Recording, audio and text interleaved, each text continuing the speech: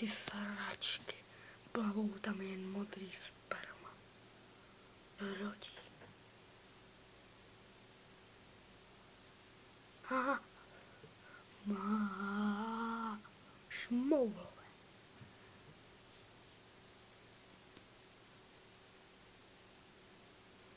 Jednou se stvořila jedna moc zasraná vesnička.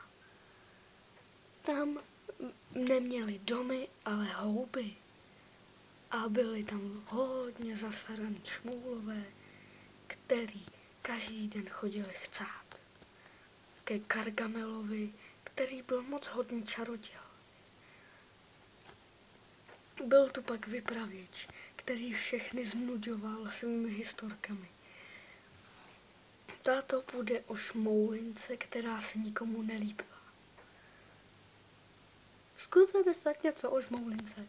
Já vás sežeru a dám se vás s cibulí. Au!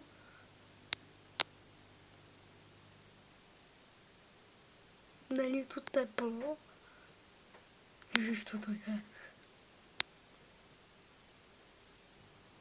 Pu. A co se stalo pak? Vypravěči ďábli, říkej. No a pak se vypustila do země šmoulů a všechny tam zabíjela. Přeřezala přehradu a utopila vesničku. Ale fotr šmoula vymyslel lektvar, jaký udělat šmoulou. A tak se zrodila hnusná a bažnatá šmoulinka, kterou všichni dežoti měli rádi. No tamhle jde. To ne, snaží se skočit. Já umřu, jak to bude skvělý. Jo, prosím. Au. Ty vlasy. Blond. Co to? Jak to, že není mokrá?